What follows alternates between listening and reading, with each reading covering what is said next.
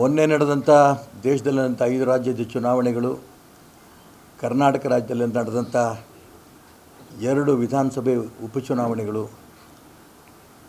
ಇದೆಲ್ಲ ನೋಡಿದಾಗ ದೇಶದ ಜನ ಯಾವ ದಿಕ್ಕಲ್ಲಿದ್ದಾರೆ ತುಂಬ ಸ್ಪಷ್ಟವಾಗಿ ಕಾಣ್ತಾ ಇದೆ. ಪಶ್ಚಿಮ ಬಂಗಾಳ, ಅಸ್ಸಾಂ, ಪುದುಚೇರಿ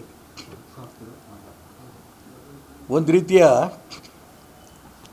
ಉತ್ತರ ಭಾರತ ಇರ್ಬೋದು, ದಕ್ಷಿಣ ಭಾರತ ಇರ್ಬೋದು,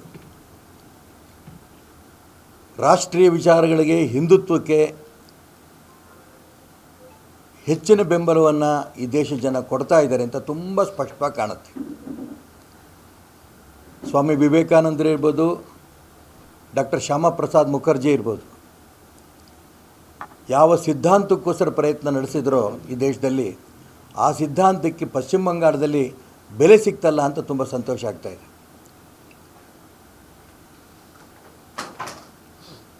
ತಮಿಳುನಾಡಿನಲ್ಲಿ ನಡೆದಂಥ ಪರಿವರ್ತನೆ,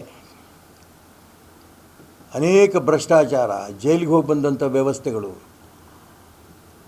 ಎಲ್ಲ ಧರ್ಮಕ್ಕೂ ಕೂಡ ನಾವು ಬೆಲೆ ಕೊಡ್ತೀವಿ ಅಂಥೇಳಿ ಹಿಂದೂ ಧರ್ಮಕ್ಕೆ ಸಾಕಷ್ಟು ಅನ್ಯಾಯ ಮಾಡ್ತಾ ಇದ್ದಂಥ ಒಂದು ಸರ್ಕಾರ ತಮಿಳುನಾಡಲ್ಲಿ ಹೋಯಿತು.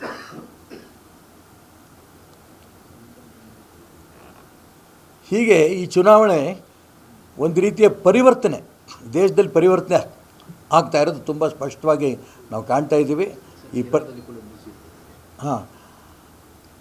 ಅದೇ ರೀತಿ ಕೇರಳ, ಯಾವ ಕಾರಣಕ್ಕೂ ನಾವು ಇಲ್ಲಿ BJP ಅವಕಾಶ ಕೊಡಲ್ಲ ಅನ್ನೋಂಥ ಮಾತನ್ನು ಕೇರಳದಲ್ಲೂ ಹೇಳ್ತಿದ್ರು, ತಮಿಳುನಾಡಲ್ಲೂ ಹೇಳ್ತಿದ್ರು. ತಮಿಳುನಾಡಲ್ಲೂ ಒಂದು ಸೀಟ್ ಗೆದ್ದಿದ್ದೇವೆ, ಕೇರಳದಲ್ಲೂ 3 ಸರಿಯಾದ ನಮ್ಮ ಹುಲಿಗಳೇ ಗೆದ್ದಿದ್ದಾರೆ. ಅಲ್ಲಿ 14% ಓಟು ಬಂದಿದೆ.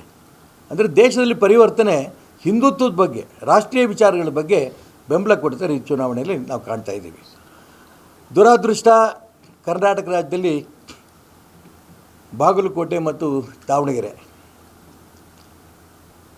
ಯಾರು ಹಿಂದುತ್ವದ ಬಗ್ಗೆ ಸಾಕಷ್ಟು ಪ್ರಯತ್ನವನ್ನು ನಡೆಸಬೇಕಾಗಿತ್ತು, ಅಲ್ಲಿ ಓಟ್ ಬರಬೇಕಾಗಿತ್ತು, ಅಲ್ಲಿ ಬರಲಿಲ್ಲ. ಒಂದು ರೀತಿಯ ಮುಸಲ್ಮಾನರು ದಬ್ಬಾಳಿಕೆ ಮಾಡಿಕೊಂಡು ಸೀಟ್ ತಗೊಂಡು ಕಾಂಗ್ರೆಸ್ ಮೇಲೆ ಬ್ಲ್ಯಾಕ್ ಮೇಲ್ ಮಾಡೋಂಥ ಕುತಂತ್ರ ಕೂಡ ನಡೆಸಿದ್ರು. ಬ್ಲ್ಯಾಕ್ ಮೇಲ್ ನಡೆಯಲ್ಲ ಅನ್ನೋದು ಕೂಡ ತೀರ್ಮಾನ ಆಯಿತು. ಆದರೆ ಎರಡೂ ಕಡೆಯೂ ಕೂಡ ಹಿಂದುತ್ವವಾದಿಗಳು ಗೆಲ್ಲಬೇಕಾಗಿತ್ತು, ಗೆಲ್ಲಿಲ್ವಲ್ಲ ಅಂತ ನೋವು ನನಗಿದೆ. ಬರೋಂಥ ದಿನದಲ್ಲಿ ಖಂಡಿತ ಕರ್ನಾಟಕ ರಾಜ್ಯದಲ್ಲೂ ಕೂಡ ಪರಿವರ್ತನೆ ಆಗುತ್ತೆ ಅನ್ನೋ ನಂಬಿಕೆ ನನಗಿದೆ.